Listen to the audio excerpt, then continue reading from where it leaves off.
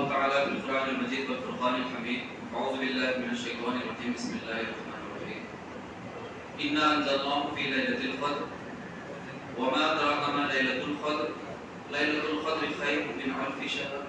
تنزل الملائكة والروح فيها بإذن ربهم من كل أمر. سلام هي حتى مطلع الفجر. وقال رسول الله صلى الله عليه وسلم: من قام ليلة القدر إيمانا واحتسابا فقد غفر له ما تقدم من ذنبه. محترم بھائیو، بزرگوں، دوستوں، بچوں، السلام علیکم ورحمۃ اللہ وبرکاتہ۔ یہ اللہ کا بے حد شکر احسان ہے کہ اللہ تبارک و تعالیٰ نے ہماری زندگی میں اور ایک مرتبہ رمضان جیسے بابرکت مہینہ لایا۔ اس میں ہم نے اپنی استطاعت کے حساب سے ہم نے کوششیں کی رحمتیں سمیٹنے کی، برکتیں سمیٹنے کی اور اپنی مغفرت کروانا۔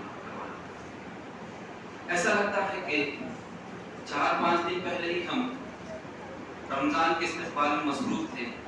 پہلا عشرہ آیا، دوسرا عشرہ آیا، اب دیکھتے دیکھتے ہم آخری عشرے کے آخری دنوں میں ہیں۔ اب ہماری اس میں مختلف کیفیتیں ہیں۔ چند لوگ ہیں کہ عام دنوں سے زیادہ سونے میں اور عام دنوں سے زیادہ کھانے میں اور عام دنوں سے اچھا زیادہ پکانے اور کھانے میں مصروف ہیں۔ چند لوگ ایسے ہیں کہ عام دنوں سے زیادہ عبادتوں میں مصروف ہیں، اللہ کے رحمتیں برکتیں سمیٹنے میں مصروف ہیں۔ یہ الگ الگ مختلف کیفیتیں ہمارے سماج میں پائی جاتی ہیں۔ محترم حاضرین، جیسا کہ آپ کے سامنے مجھے لیلۃ القدر کی فضیلت و اہمیت کے بارے میں چند باتیں رکھنی ہیں۔ اللہ کے رسول صلی اللہ علیہ وسلم فرماتے ہیں کہ لیلۃ القدر تو تم رمضان کے آخری عشرے میں تلاش کرو۔ ایک حدیث میں آتا ہے کہ تم رمضان کے آخری عشرے میں تلاش کرو۔ بعض حدیث میں آتا ہے کہ تم اس کی تاخراتوں میں تلاش کرو لیلۃ القدر۔ ایک مرتبہ اللہ کے رسول صلی اللہ علیہ وسلم اپنے حجرے سے باہر تشریف لائے۔ حضرت عبادہ جناب فرماتے ہیں اللہ کے رسول صلی اللہ علیہ وسلم اپنے حجرے سے باہر تشریف لائے تھے، دیکھے کہ دو مسلمان آپس میں لڑ رہے ہیں۔ تو اللہ کے رسول صلی اللہ علیہ وسلم کہتے ہیں کہ میں باہر اس لیے آیا تھا کہ میں تم لوگوں کو تاخرات کے متعلق بتاؤں، لیکن دو لوگ جھگڑا کر رہے تھے، اللہ تعالیٰ نے اس کا تعین میرے دل سے اٹھا لیا، اس کا تعین میرے دل سے اٹھا لیا۔ تو دیکھیے اب یہاں پر ایک بات ہمیں سامنے آتی ہے کہ آپس میں ایک مسلمان دوسرے مسلمان سے جھگڑا کرنا کتنا برا عمل ہے، جس کے نتیجے میں اتنی بڑی جو رات عصبت والی رات جو ہمارے سامنے علم میں چیزیں آنی تھی وہ ہم اس سے محروم ہو گئے۔ علماء کرام کہتے ہیں کہ شب قدر کب ہے جو معلوم نہ ہونا، یہ دراصل خدا کی طرف سے کچھ حکمتیں ہیں، اس کے اندر کچھ حکمتیں پوشیدہ ہیں۔ اب دیکھیے شب قدر ہم کو معلوم ہوتا کہ رمضان کی یہ رات شب قدر ہے، تو جو لوگ کوتا ہیں، کوتاہی ہوتی ہے جو لوگوں سے، جو لوگ غفلت میں ہیں، وہ کیا کرتے؟ سال بھر عبادتیں نہیں کرتے، یا چند لوگ رمضان میں بھی عبادتیں نہیں کرتے، بس کیا کرتے؟ وہی شب قدر کے دن عبادت کرتے اور سمجھ جاتے کہ ہم نے 1000 مہینوں سے زیادہ رات والی عبادت کی ہے۔ اس میں یہ حکمت پوشیدہ ہے۔ دوسری حکمت یہ پوشیدہ ہے کہ اگر کہ خدا نہ خواستہ کوئی شخص اس رات میں عبادت سے محروم رہا تو اس کے بڑا اس کے رنج و غم ہوتا، اسے حزن و ملال ہوتا، اسے دکھ ہوتا کہ میں نے اتنی بڑی رات سے محروم رہا۔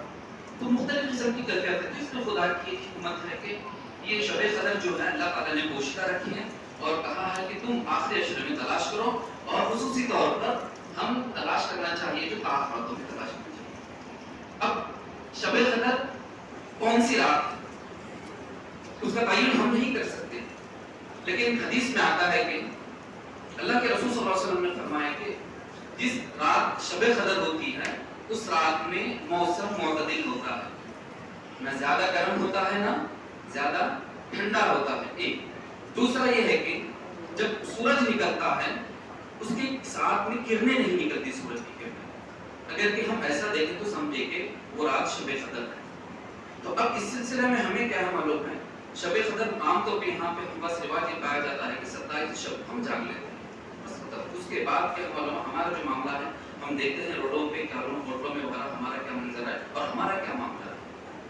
محترم حاضرین، یہ شب قدر کی جو اہمیت ہے، اس کی جو عظمت ہے، اللہ تبارک و تعالیٰ نے پورے قرآن میں مکمل صورت نازل کی ہے۔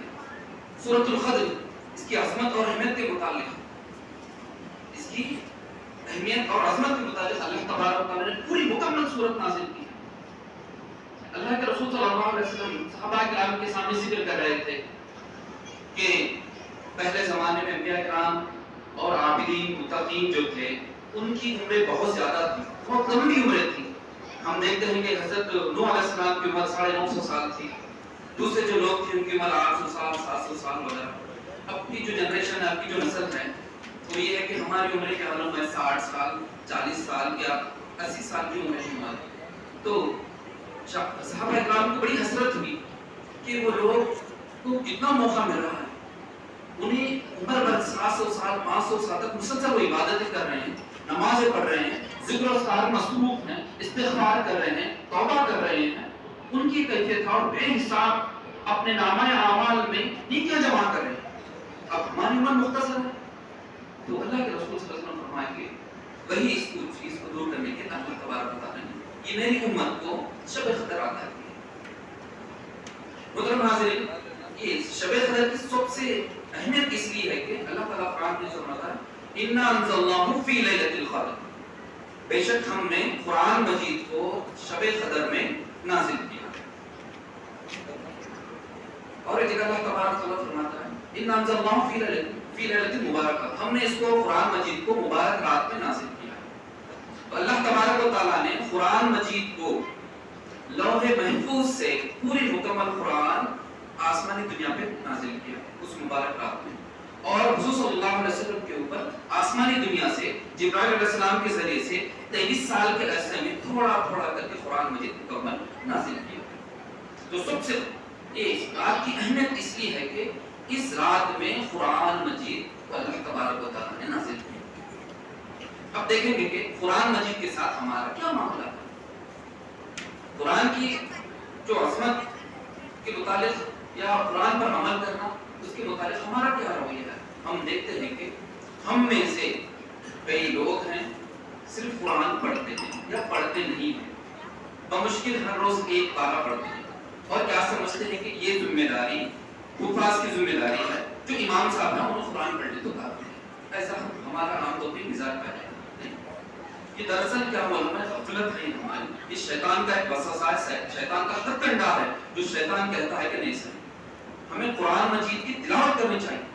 قرآن مجید تمام لوگوں کی ہدایت کے لیے اللہ تبارک تعالیٰ نے زمین پر نازل کیا ہے، ہدی للمتقین، قرآن مجید متقین کے ہدایت کا ذریعہ ہے۔ ہم قرآن مجید سے اپنا تعلق کو مضبوط کریں، قرآن مجید ہم پڑھیں، قرآن مجید کو ہم سمجھنے کی کوشش کریں اور قرآن مجید کے مطابق ہماری زندگی گزارنے کی کوشش کریں، جب ہم کامیاب ہو سکتے ہیں۔ اب ہم دیکھتے ہیں کہ ہمارا جو معاملہ ہے کہ قرآن مجید ہم پڑھتے ہیں، بعض مرتبہ اس لیے پڑھتے ہیں کہ ایصال ثواب ہے، بالکل ایصال ثواب کے لیے پڑھنا چاہیے، لیکن قرآن مجید کتاب ہدایت ہے۔ قرآن مجید میں خدا اللہ تبارک تعالیٰ نے واضح احکامات رکھے ہیں کہ زندگی کیسے گزارنا اس دنیا میں، ہم وہ احکامات کو سمجھنے کی کوشش نہیں کرتی ہے، ہمارا معاملہ۔ اللہ تعالیٰ جیسے قرآن میں اِنَّا أَنزَلْنَاهُ فِي لَيْلَةِ الْقَدْرِ لَيْلَةُ الْقَدْرِ خَيْرٌ مِنْ أَلْفِ شَهْرٍ، جو شب قدر ہے، لیلۃ القدر ہے، وہ 1000 مہینوں سے بہتر ہے۔ 1000 مہینے لگ بھگ ہوتے ہیں 83 سال، 83 ایئرس۔ اس سال میں جو عبادت کیا اس نے 83 سال سے بہتر خیر کا لفظ استعمال کیا ہے۔ 1000 سال ہی نہیں، خیر اگر کہ ہم اعمال کے لیے ہم جو عمل کریں گے اللہ تبارک و تعالیٰ ہمارا خشوع و خضوع کو دیکھ کر ہو سکتا ہے کہ وہ خیر جو ہو سکتا ہے دگنا ہو سکتا ہے، تیگنا ہو سکتا ہے، 4-7 گنا بھی ہو سکتا ہے۔ 1000 رات ہی نہیں ہے، 1000 مہینے ہی نہیں ہے، بلکہ خیر من ألف شہر۔ اور دوسری بات اللہ تعالیٰ قرآن میں فرماتا ہے تنزل الملائکۃ والروح، اس رات میں اللہ تبارک و فرما رہا ہے کہ فرشتے اور جبرائیل علیہ السلام نازل ہوتے ہیں۔ حدیث میں آتا ہے قدر کے معنی ہیں عظمت کے، یہ عظمت والی رات ہے۔ عظمت والی اس لیے ہے کہ اللہ تعالیٰ نے اس میں قرآن مجید کو نازل کیا، اور قدر کے معنی آتے ہیں تنگی کے، آتے ہیں تنگی، یعنی کہ اس رات میں اس زمین پر آسمانی دنیا سے اتنے فرشتے نازل ہوتے ہیں کہ زمین تنگ ہو جاتی ہے، اتنے فرشتے نازل ہوتے ہیں۔ شعبۃ الایمان میں ایک حدیث آتی ہے، اللہ کے رسول صلی اللہ علیہ وسلم فرماتے ہیں کہ جبرائیل علیہ السلام فرشتوں کی جماعت کے ساتھ شب قدر میں زمینی دنیا پر آتے ہیں، زمین پر آتے ہیں فرشتوں کے ساتھ، اور فرشتے جو لوگ عبادت میں مصروف ہیں، جو ذکر و تسبیح میں مصروف ہیں، ان کی عبادتوں اور دعاؤں کے ساتھ آمین کہتے ہیں اور ان کے لیے سلامتی کی دعا کرتے ہیں فرشتے۔ اور ایک حدیث میں آتا ہے کہ اللہ کے رسول صلی اللہ علیہ وسلم فرماتے ہیں کہ اس رات جبرائیل علیہ السلام فرشتوں کی جماعت کے ساتھ نازل ہوتے ہیں۔ جو شخص اٹھتے بیٹھتے لیٹتے خدا کا ذکر کرتا ہے، قرآن کی تلاوت میں مصروف ہوتا ہے، اس پر آمین کہتے ہیں، ان سے ہاتھ ملاتے ہیں، اس کی سلامتی کے لیے دعا کرتے ہیں فرشتے، اور طلوع فجر تک رہتے ہیں۔ طلوع فجر، اب عام طور پہ جب رات ہوتی ہے تاخ رات کی تو ہم نماز پڑھ کر سو جاتے ہیں، طلوع فجر کا انتظار بھی نہیں کرتے ہیں۔ نماز پڑھنے کے بعد تک پون گھنٹہ کچھ باقی رہتا ہے طلوع فجر کے لیے، تب تک فرشتے اور جبرائیل علیہ السلام اس زمینی دنیا پر ہوتے ہیں۔ فرشتے حضرت جبرائیل علیہ السلام سے پوچھتے ہیں، اے جبرائیل علیہ، اللہ تبارک و تعالیٰ نے اپنے بندوں کے لیے کیا انعام رکھا ہے؟ تو حضرت جبرائیل علیہ السلام کہتے ہیں کہ اللہ تبارک و تعالیٰ نے اپنے بندوں کی مغفرت فرما دی، پورے بندوں کی سوائے 4 لوگوں کے۔ ایک نمبر ہے شرابی۔ اس رات میں بھی اور اس مہینے میں بھی جو شخص شراب پیتا ہے، حدیث میں آتا ہے کہ شراب ام الخبائث ہے، پوری جو خبائث ہے جتنی برائیں سب کی ماں ہے۔ جو شخص شراب پیتا ہے تو اس کے اندر پورے برائیں آٹومیٹکلی آ جاتے ہیں، ضرورت ہے کہ اس کو دھونے کی، زنا جوا سب کرنے لے کر پورے خود بہت آ جاتے ہیں اس کے اندر۔ تو جو شخص شراب پیتا ہے تو اس کی مغفرت نہیں ہوگی رات میں۔ ایک دوسرا ماں باپ کا نافرمان، ماں باپ کی نافرمانی کر رہا ہے، ماں باپ کی نہ سننے والا، بات بات پر ماں باپ کو جھڑکنے والا، ماں باپ کو کچھ بھی سمجھنے نہیں والا، ایسے شخص کی اللہ تبارک و تعالیٰ مغفرت نہیں فرماتا اس رات میں۔ اب دیکھیے، ہم دیکھیں ہمارا معاملہ ماں باپ کے ساتھ کیا ہے، یہ بھی دیکھیں ہم ماں باپ کے ساتھ کیسے پیش آتے ہیں۔ وَلَا تَقُلْ لَهُمَا أُفٍّ، اللہ تعالیٰ قرآن میں فرماتا ہے انہیں اف تک نہ کہو، والدین کی بات تمہیں ناگوار بھی گزرو، ایسا بھی نہیں کہنا۔ ماں باپ جو بات ہے، ماں باپ آج ہم دیکھتے ہیں کہ بڑھتی عمر کے ساتھ نوجوانی کی عمر میں ہم ماں باپ کو کچھ سمجھتے ہی نہیں، نہ ماں باپ کے فرما بردار ہوتے ہیں۔ اب دیکھتے ہیں کہ بڑھاپے میں ماں باپ کئی لوگ ہوتے ہیں، بڑھاپے ماں باپ کو چھوڑ دیتے ہیں، اب بات آ جاتی ہے کہ یہ بیٹے کے پاس رہے، وہ بیٹے کے پاس رہے، ایسے معاملات کے حالات پیدا ہوتے ہیں۔ اب زمانے میں دیکھتے ہیں کہ اولڈ ایج ہوم بنائے جا رہے ہیں، جو ماں باپ کے ساتھ کہتے ہیں کہ میری عمر، اب عام طور پہ کہتے ہیں کہ ضعیف لوگ ہیں۔ تو دیکھیے اللہ تعالیٰ قرآن مجید فرماتا ہے کہ ہر انسان ایک مقرر مدت تک آیا ہے، اور انسان کو ہم ارذل العمر تک پہنچاتے ہیں، مطلب عمر کے سب سے کمزور حصے تک پہنچاتے ہیں۔ بڑھاپا جو ہوتا ہے انسان کی عمر کا سب سے کمزور حصہ ہوتا ہے، اور ماں باپ جو کوئی شخص بڑھاپے کی عمر کو پہنچتا ہے تو اس کو پیسے کی ضرورت نہیں ہوتی، بس بچے اس کے ساتھ رہیں، بچے اس سے بات چیت کریں، اس کے ساتھ مل جل کر رہیں، یہ ہر بوڑھا باپ چاہتا ہے۔ آج ہم دیکھتے ہیں کہ ہمارے بوڑھے ماں باپ جو ہوتے ہیں، یا ہمارے دادا دادی ہوتے ہیں یا نانا نانی ہوتے ہیں، ان کے ساتھ جو بچوں کا رویہ ہوتا ہے، پوتروں کا رواج ان کا بعض جگہ تو بہت اچھا ہوتا ہے، بعض جگہ بڑا تکلیف دہ ہوتا ہے۔ تو ہمیں بھی ارذل العمر تک پہنچنا ہے، بڑھاپے کی عمر تک پہنچنا ہے۔ ہم دیکھیں کہ ہمارا معاملہ ماں باپ کے ساتھ کیسا ہے، ہمیں بھی وہ عمر کو پہنچنا ہے۔ ہو سکتا ہے کہ ہماری اولاد بھی ہمارے ساتھ وہی معاملہ کرے جو ہم آج اپنے والدین کے ساتھ کر رہے ہیں، اس کے اوپر توجہ دینے کی ضرورت ہے۔ تو جو شخص ماں باپ کا نافرمان ہے اس کی مغفرت نہیں ہوگی۔ اور دوسرا جو شخص ہے قطع تعلق کرنے والا، رشتوں کو توڑنے والا، رشتوں کو توڑنے والا، آج ہم دیکھتے ہیں کہ یہ رشتوں کو توڑنا، رشتے میں علیحدگی ہونا، یہ ہر گھر کا حصہ ہے، ہر گھر کی کہانی ہے، یہ ہر گھر کا حصہ ہے۔ تب کہیں کہ ہر گھر میں ہم دیکھتے ہیں کہ جو چاچا بھتیجے میں، بھائیوں میں یا خاندانوں میں خط تعلق ہے.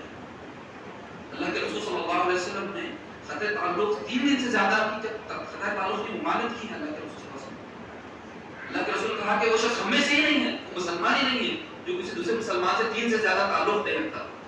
تو ہم دیکھنا چاہیے کہ اب اگر کوئی ایسا معاملہ ہے، پہلے ہم دیکھیں کہ ہمارا کیا معاملہ ہے ذاتی طور پر، اس کے بعد ہم دیکھیں کہ ہمارے خاندان میں کوئی ایسی کیفیت ہے کہ ہم اس کو توجہ دلائیں. ہمارے خاندان کے جو لوگ ہیں، ہم اس بات کی کوشش کریں کہ صرف ہم ہی جنت میں نہیں جانا ہے، اپنے بھائیوں کو، ماں باپ کو، ہمارے رشتے دار ہیں، پڑوسی ہیں، محلے کے لوگ ہیں، پوروں کو لے کے ہم کو جنت میں جانا ہے. کیا صرف ہم کو جنت میں جانا ہے؟ جہنم سے بچانا ہے، صرف ہم کو جہنم میں بچنا ہے؟ نہیں، پورے ہمارے جو افراد خاندان ہیں پوروں کو، اپنے آپ کو، پوروں کو جہنم سے بچانا ہے. یہ ہماری سوچ ہونی چاہیے، ہماری کیفیت ہونی چاہیے. تو ہم دیکھیں گے ہمارے خاندان میں، پہلے دیکھیں گے کس کا خطا تعلق ہے، ان کو ملانے کی کوشش کریں، ان سے بات کریں. ہم دیکھیں گے ہمارے پڑوس میں کوئی ایسا معاملہ ہے تو ہم دیکھیں گے اس معاملے پر رفع دفع کرنے کی کوشش کریں. دور کے رشتہ دار ہیں، دیکھیں اس پر ہم توجہ دلائیں. اب تیسری جو چیز ہے، چوتھی جو چیز ہے، جو جس شخص کے دل میں کینہ ہوتا ہے، جس کے دل میں کینہ ہوتا ہے، اس شخص کی مغفرت نہیں ہوتی. جس کے دل میں حسد ہوتا ہے. اب دیکھیے حسد جو ہے یہ بڑی بیماری ہے. اللہ کے رسول صلی اللہ علیہ وسلم نے فرمایا کہ حسد نیکیوں کو اس طرح کھا جاتی ہے جس طرح دیمک لکڑی کو کھا جاتی ہے. اور ایک حدیث میں اللہ کے رسول صلی اللہ علیہ وسلم فرماتے ہیں جس طرح سے آگ لکڑی کو کھا جاتی ہے، اسی طرح حسد کیا عمل میں نیک کو کھا جاتی ہے. اللہ کو ایاکم الحسد کہا، اے لوگوں اپنے آپ کو حسد سے بچاؤ. حسد کیا ہے؟ حسد دراصل بیماری ہے. ایسی بیماری ہے کہ اللہ تعالیٰ نے سامنے دوسرے بندے کو یا میرے بھائی کو، میرے دوست کو جو نعمتیں دی ہیں وہ نعمتیں میرے کو ملا. یہ دراصل حسد ہے. اگر کہ ہم دیکھتے ہیں کہ کوئی شخص ہے، اللہ تعالیٰ نے کسی کو زیادہ نعمت دی ہے. اب دیکھیے اللہ خدا کا قانون ہے. اللہ تعالیٰ قرآن مجید میں فرماتا ہے کہ ہم چاہتے تو پوری دنیا کے لوگوں کو برابر رزق دیتے تھے. ہمیں اس بات کا ڈر ہے کہ لوگ کہیں سرکش نہ ہو جائے، اسی لیے ہم نے یہ نظام بنایا ہے کہ ہم کسی کو زیادہ رزق دیتے ہیں، کسی کو کم رزق دیتے ہیں، کسی کو نفع دلا دیتے ہیں، کسی کو بے حساب دیتے ہیں. اللہ تعالیٰ اگر کسی کو بے حساب دے تو بے حساب ملے گا اس کا. کروڑوں روپے دے تو کروڑوں کا حساب دینا پڑے گا. اگر کہ 1 لاکھ روپے کما رہا تو 1 لاکھ کا حساب دینا پڑے گا. کوئی 1000 روپے کما رہا تو 1000 روپے کا حساب دینا پڑے گا. دراصل پیسہ بھی آزمائش ہے. انسان خوش ہو جاتا ہے، دولت آ گیا، پیسہ آ گیا تو ایسا لگتا ہے کہ پوری نعمتیں مل گئی سمجھتا ہے. دراصل وہ آزمائش اور فتنہ ہوتا ہے. تو حسد دراصل یہ ہے کہ اب کسی بھائی کے پاس اچھی دولت ہے، اب اس کو دیکھ کے جلنا، پیسہ بھی اس کو لگا پیسہ سے نہیں، اس کے پاس کار ہے، گاڑی ہے، یہ بڑا گھر ہے، میرے پاس ایک حسد یہ ہوا. اب دوسرا قسم کا ذلیل حسد، اس کی نچلے سطح کا جو حسد ہے وہ یہ چاہنا کہ اس کی نعمتیں چھین جانا. ایک دوسرے قسم کا حسد ہے. کیسا؟ اب سامنے والے کے پاس پیسہ ہے تو پہلے اس کی تمنا کرنا ہے. دوسرا جو اس کے نیچے کا لیول کا درجہ یہ ہے کہ اس کی نعمتیں چھین جانا، چاہنا کہ کیا ملے، اس کے پاس پر ختم ہونا مال، اس کے پاس جو پر ختم ہو جانا، جو بھی چیزیں اس کے پاس پورے ختم ہونا. اس طریقے کی سوچ ہمارے پاس پائی جاتی ہے. تو ہم دیکھتے ہیں کہ ہماری گفتگو میں، ہمارے اٹھنے بیٹھنے میں عام چیز ہو گئی ہے. کسی شخص کو، امیر شخص کو دیتے ہیں تو گالا دینا شروع کرتے ہیں. کہاں سے کمایا؟ جو کماتا تو معلوم ہوتا تھا، آپ دادا کا ہے. مختلف قسم کی باتیں کرتے ہیں. پہلے شکر ادا کریں کہ اللہ تعالیٰ اس کو اپنے فضل سے دیا، آزمائش سے دیا. اللہ کا شکر ہے، اللہ تعالیٰ مجھے کھلا پلا کے اچھا لگا، کسی کا محتاج نہیں بنا، بس میرے لیے کافی ہے. یہ ہم سوچ بنائیں. کسی شخص کو بھی دیکھتے ہیں، امیر شخص کو دیکھتے ہیں یا کسی کو اور نعمتیں اللہ تعالیٰ کسی کو صلاحیتیں دی ہیں تو سوچنا کہ اس کی پوری صلاحیتیں ختم ہو جانا، اس کے اندر اچھی قابلیت ہے، سوچنا کہ اس کی پوری قابلیتیں ختم ہو جانا، چپ ناکارہ ہو جانا ہے. یہ بھی رذیل قسم کا حسد ہے. تو اس قسم کا حسد جو ہوتا ہے، جس کے دلوں میں کینہ ہوتا ہے، اور حسد کرنے والا کبھی سکون سے رہتا ہی نہیں، ہمیشہ اس کے اندر بے چینی کہتی ہے. اب اس سے زیادہ اگر کہ وہ خود کے اوپر سوچتا ہے کہ اللہ تعالیٰ کا میں عبادت گزار بندہ بنوں گا، نیک بندہ بنوں گا، خدا اپنے فضل سے مجھے بھی وہ دولت دے گا. اللہ تعالیٰ نے یہ دنیا رکھی ہے، اللہ تعالیٰ نے ہاتھ پیر نہیں باندھے رکھے. آپ محنت کرو، کوشش کرو، اللہ سے دعائیں کرو، اللہ تعالیٰ دے گا. اب ہم کیا چاہتے ہیں کہ بغیر کسی محنت کے، بغیر کسی کوشش کے پوری کی پوری نعمتیں ہم کو مل جائے. ہم یہ چاہتے ہیں. تو اللہ کے رسول صلی اللہ علیہ وسلم فرماتے ہیں کہ 4 قسم کے لوگ، جبرائیل علیہ السلام فرماتے ہیں کہ یہ 4 قسم کے لوگ ہیں، اللہ تعالیٰ ان کو چھوڑ کر شب قدر کے دن پورے لوگوں کی مغفرت فرماتا ہے. پورے لوگوں کی اللہ تعالیٰ مغفرت فرماتا ہے. محترم حاضرین، اب اس رات کو کریں تو کیا کریں؟ ہماری عبادتیں کیسی؟ کیونکہ اس رات میں ہماری مغفرت کروانا ہے، اپنے آپ کو جہنم سے بچانا ہے، اللہ کی برکتیں ہم پر نازل ہونا ہے، خدا کی رحمتیں ہم پر ہمیں سمیٹنا ہے، تو ہم کیا عبادتیں کریں؟ جیسا کہ میں نے حدیث پڑھی، اللہ کے رسول صلی اللہ علیہ وسلم فرماتے ہیں من قام لیلۃ القدر ایمانا و احتسابا فقد غفر له ما تقدم من ذنبه. جو شخص شب قدر کے دن ایمان اور احتساب کے ساتھ قیام کرے گا، اللہ تبارک و تعالیٰ اس کے پورے گناہ معاف کرے گا۔ اب قیام کس کو کہتے ہیں؟ مفسر لکھتے ہیں کہ قیام جو ہے، جو کیفیت ہے، وہ کیفیت ہے نوافل کی۔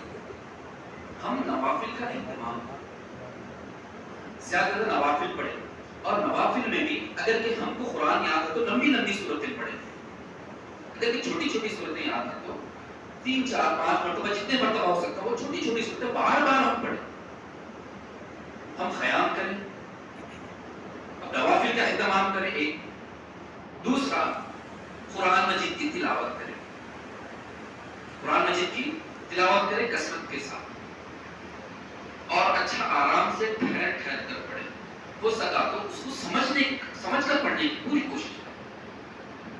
دوسری بات، تیسرا یہ ہے کہ ہم اللہ سے دعا کریں، اللہ سے دعا کریں، کیونکہ دعا کے قبول کا وقت ہوتا ہے، جیسا کہ میں نے کہا حدیث میں آتا ہے کہ جبرائیل علیہ امین اور فرشتے پوری دنیا پر نازل ہوتے ہیں، اور جو شخص اٹھتے بیٹھتے لیٹتے خدا کا ذکر کرتا ہے، اس کی دعاؤں پر آمین کہتے ہیں، اس پر سلامتی بھیجتے ہیں۔ تو ہم سوچیں کہ ہم بیٹھے ہیں، شب قدر کی رات ہے، فرشتے کا نزول ہے، ہم دیکھ نہیں سکتے تھے، لیکن ہم ایسی کیفیت تو بنا سکتے ہیں، فرشتوں جیسے ہمارے اندر کم از کم صفت تو پیدا کریں۔ فرشتوں کی صفت یہ ہے کہ صرف اور صرف خدا کی عبادت میں مصروف ہوتے ہیں، ہم اپنے آپ کو کاٹ کر صرف اور صرف اپنے آپ کو عبادت میں مصروف کر دیں بس، اور انفرادی عبادتیں کریں، کوشش اس بات کی کریں کہ ہم تنہائی میں اکیلے میں عبادت کریں۔ حدیث میں آتا ہے کہ اللہ کے رسول صلی اللہ علیہ وسلم جب رمضان کا آخری عشرہ آتا تھا تو اللہ کے رسول صلی اللہ علیہ وسلم اپنی کمر کس لیتے تھے اور اپنے گھر والوں کو بھی تلقین کرتے تھے۔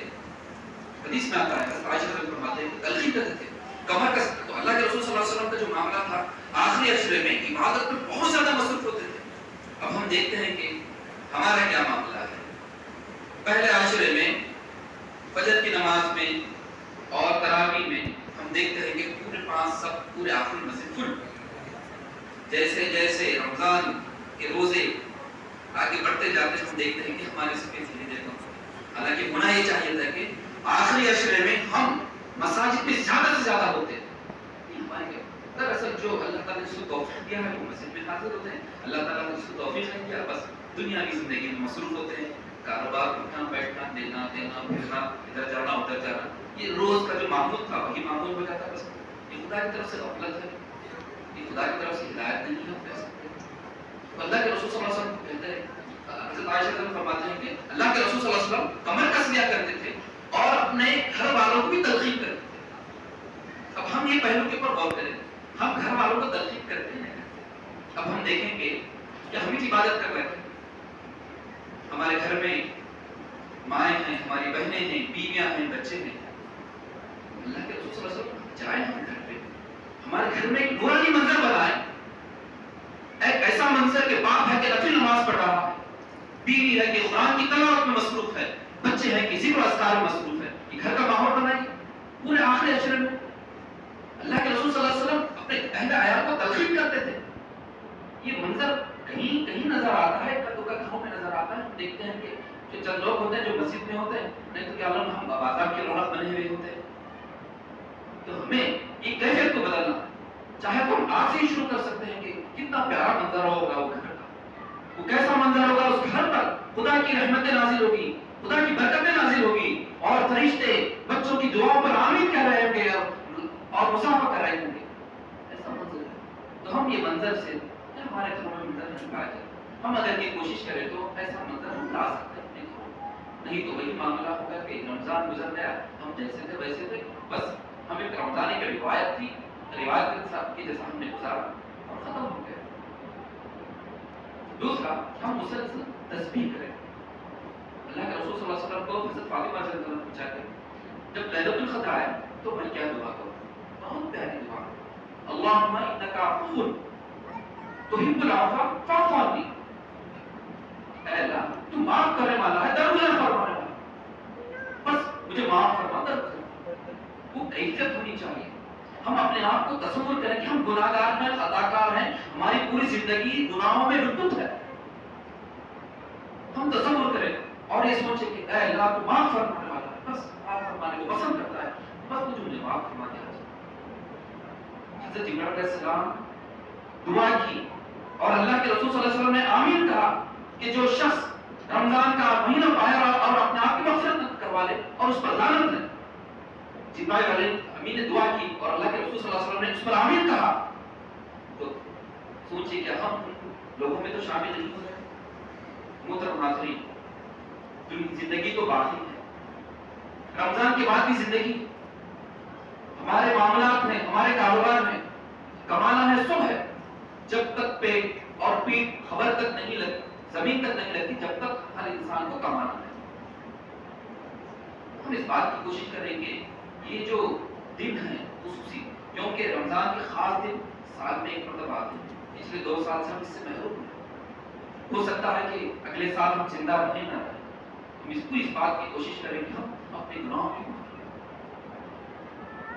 آخری بات جو آپ کے سامنے کہنا ہے وہ یہ ہے کہ عام طور پہ ابھی بات آئی کہ لیلۃ الجائزہ کی مطابق حضرت ابو ہریرہ رضی اللہ عنہ فرماتے ہیں کہ رمضان کے متعلق میری امت کو خصوصی طور پر 5 چیزیں دی گئی.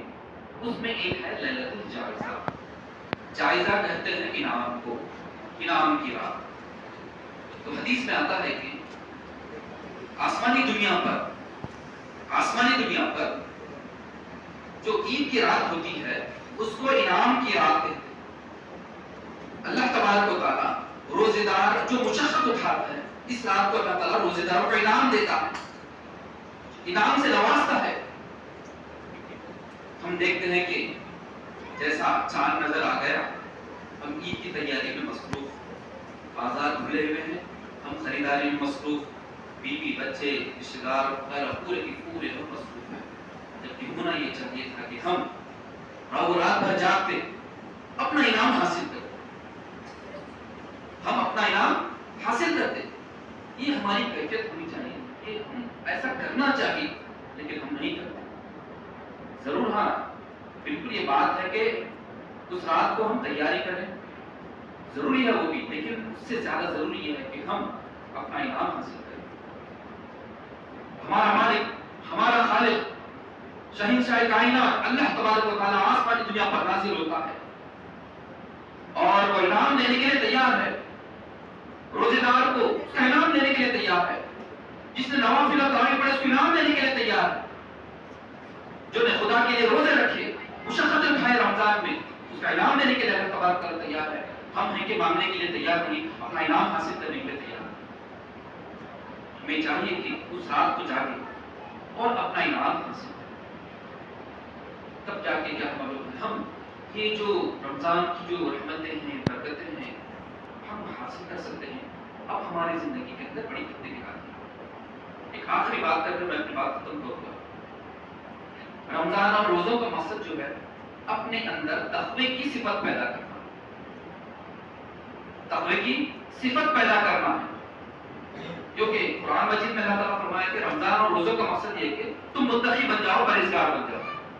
اب ہم دیکھیں کہ رمضان کے بعد ہماری متقیوں جیسی کیفیت ہے یا نہیں. کیا ہم خدا کی رضا اور خوشنودی کے لیے کام کرتے ہیں یا نہیں کرتے؟ ہم دیکھیں کیا ہم خدا کو ڈرتے ہوئے کوئی کام کرتے ہیں یا نہ کرتے. اب دیکھیے عید کا دن ہے, جھوٹ بول رہے ہیں. عید کے بعد, رمضان کے بعد بھی اب خدا کی نافرمانی میں نڈر ہو گئے. ہم کو معلوم ہے کہ یہ کام اللہ خدا پسند ہے, ہم دیکھتے ہیں کہ بالکل نڈر ہو کر وہ کام کرتے ہیں. اگر یہ ہماری کیفیت ہے رمضان کے بعد بھی, تو یقین جانیے روزوں کا, رمضان کا ہماری زندگی پر کسی قسم کا اثر ہی نہیں ہوا. بس ایک رسم تھی جو ہم نے ادا کی, بس ختم. ہم دیکھیں تقویٰ یہ ہے کہ ہم ہر حال میں سوچیں کہ میں جو کام کر رہا ہوں خدا کو پسند ہے یا ناپسند ہے، یہ کام سے خدا خوش ہوتا ہے ناراض ہوتا ہے، ہم یہ سوچیں۔ اگر یہ سوچ کر ہم کام کر رہے ہیں اور وہی کام کر رہے ہیں جو خدا کو پسند ہے تو یقین جانیے ہمارے اندر تقوی کی صفت کا تقوی کی کیفیت ہے۔ نہیں تو ہم وہی پرانے بات ہیں، رمضان میں کیا ہم آسانی کے ساتھ گزار دی جیسے کا تیسا، اور رمضان کے بعد وہی معاملہ ہے، تو یہ بڑی ہماری بدبختی ہو سکتی ہے، اس کے علاوہ کچھ نہیں ہو سکتا۔ قدرت حاصل اس بات کی پوری کوشش کرے کہ ابھی ایک آخری رات ہم سب سے کٹ کر تنہائی میں خدا کو بتا، خدا کو راضی کر دے، اپنے گناہوں کی مغفرت کر رہا۔ ہم یہی سوچیں، ہم یہ نہ سوچیں کہ یہ شخص میرا دوست باہر ہے، میرا دوست فکر میں ہے، یہ مسجد میں ہے، یہ فکر نہ سوچیں۔ آپ عمل کریں گے تو آپ کو فائدہ ہوگا، کسی دوست کو فائدہ نہیں۔